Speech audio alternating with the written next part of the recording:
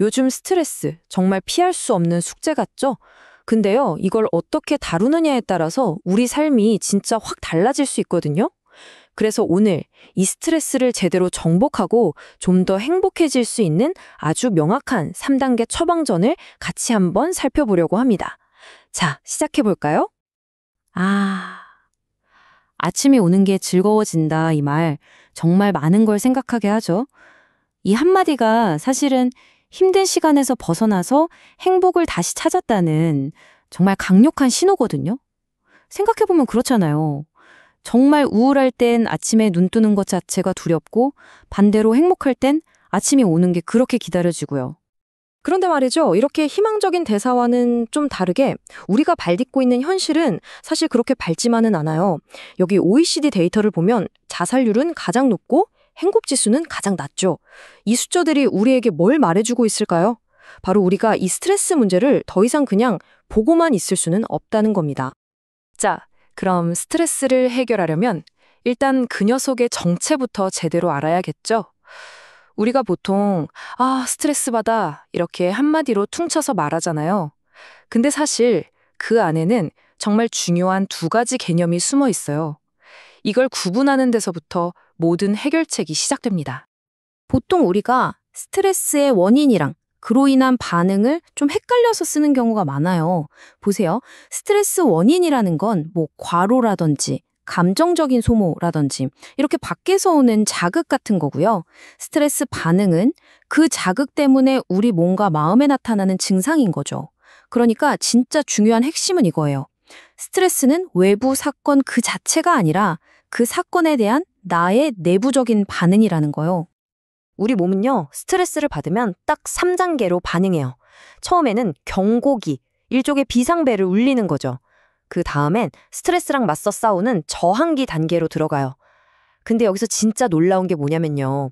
이 저항기가 짧게는 몇 시간, 길게는 수십 년까지도 갈 수 있다는 거예요. 하지만 이 상태가 계속되면 어떻게 될까요? 결국엔 면역력이 바닥나는 소진기가 오고 우리 몸의 제일 약한 곳부터 문제가 생기기 시작하는 겁니다. 이야, 동의보감에 나오는 이 구절이 정말 스트레스의 본질을 정확하게 꿰뚫고 있는 것 같아요. 몸과 마음은 결국 하나로 연결되어 있다는 거. 그래서 마음이 계속 스트레스를 받으면 결국엔 몸까지 망가진다는 사실을 우리 조상들은 아주 오래전부터 알고 있었던 거죠. 그럼 도대체 이 스트레스 어디서 오는 걸까요? 우리 삶을 가만히 들여다보면요. 이 스트레스를 일으키는 주범들은 크게 세 가지 얼굴을 하고 있어요. 바로 관계, 변화, 그리고 선택. 이 세 가지입니다. 네, 맞아요. 바로 관계, 변화, 그리고 선택. 사실 이 세 가지는 어떻게 보면 우리 삶 그 자체잖아요. 피할 수가 없죠. 그래서 우리가 스트레스에서 완전히 자유로워지는 게 그렇게 어려운 거고요. 자, 그럼 하나씩 좀 더 자세히 들여다볼까요? 첫 번째는 관계예요. 우리는 정말 수많은 관계 속에서 살아가잖아요. 가족, 직장 동료, 친구. 근데 어떤 관계든 간에 갈등이 없을 순 없죠. 필연적으로 따라오기 마련이거든요. 이런 복잡한 인간관계를 헤쳐나가는 것, 이거 자체가 엄청난 에너지를 쓰는 일이에요. 두 번째는 바로 변화입니다. 세상이 정말 너무 빨리 변하잖아요. 이 속도를 따라가야 한다는 압박감도 크고 또 세대 간에 생각하는 게 너무 다르니까 거기서 오는 갈등도 만만치 않고요. 이런 것들이 우리를 계속 혼란스럽게 만들고 스트레스를 주는 거죠. 자, 화면에 숫자 150이 보이죠? 이게 뭘 의미하는 숫자일까요? 놀라지 마세요. 이게 바로 우리가 하루 동안 마주하는 선택의 평균 횟수라고 해요. 150번? 근데 더 놀라운 사실은 이 수많은 선택 중에 우리가 진짜 제대로 된 판단을 내리는 건 고작 5번 정도밖에 안 된다는 거예요. 결국 우리 삶이라는 게 매 순간 선택하고 판단하고 결정하는 것의 연속이잖아요. 이렇게 끊임없이 무언가를 결정해야 한다는 것 자체가 일단 피곤한데 심지어 그 선택이 잘못될 수도 있다는 불안감까지. 이게 우리를 정말 지치게 만드는 아주 큰 스트레스가 되는 거죠. 자, 지금까지 스트레스가 뭔지 그리고 어디서 오는지 알아봤어요. 그럼 이제 제일 중요한 파트로 넘어가야겠죠?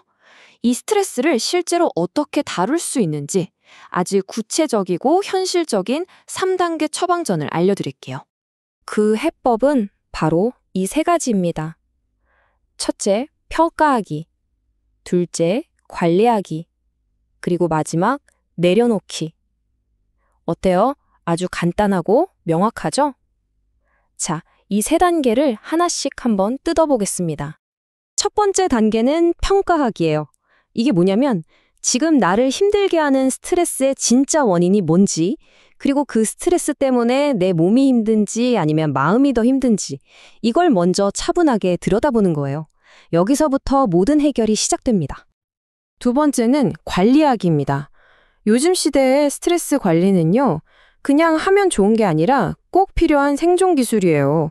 왜냐하면 스트레스는 어떻게 다루느냐에 따라서 나를 망가뜨리는 독이 될 수도 있고 반대로 나를 성장시키는 약이 될 수도 있거든요. 내 건강은 내가 책임진다는 마음가짐, 이게 정말 중요해요. 그리고 드디어 마지막 세 번째 단계, 바로 내려놓기입니다. 불교 용어 중에 방하착이라는 말이 있는데 딱 이 의미예요. 내려놓는다는 거죠. 뭘 내려놓느냐? 모든 게 내 뜻대로, 내 욕심대로 되기를 바라는 그 마음, 그 집착을 그냥 툭 하고 내려놓는 기술이에요. 자, 이제 마지막으로 우리 스트레스를 보는 관점 자체를 한번 싹 바꿔보면 어떨까요? 스트레스를 그냥 피해야 할 나쁜 놈으로만 볼 게 아니라 이걸 오히려 나를 성장시키는 기회로 만들 수도 있다는 거죠. 스트레스랑 상처, 이게 비슷해 보이지만 사실은 좀 달라요. 스트레스는 지금 겪고 있는 현재 진행형의 부정적인 감정이라면요. 상처는 그 감정이 풀리지 않고 마음속에 딱딱하게 굳어버린 상태를 말해요. 이 둘을 잘 구분해야 합니다. 바로 이 문장이 오늘 이야기의 핵심을 딱 보여주는 것 같아요. 스트레스랑 상처가 무조건 나쁘기만 한 건 아니라는 거죠. 스트레스를 잘 이겨내면 우리는 그만큼 성장하게 되고 아픈 상처를 잘 다독여서 승화시키면 그만큼 더 성숙한 사람이 될 수 있다는 겁니다. 자, 오늘 이야기를 마무리하면서 여하금 자신에게 이 질문을 한번 던져보시면 좋겠습니다. 지금 당장 내 마음과 어깨를 무겁게 짓누르는 것들 중에서 오늘 딱 하나 내려놓을 수 있는 건 뭘까요? 그 작은 내려놓음 하나가 즐겁게 아침을 맞이하는 첫걸음이 될지도 모릅니다.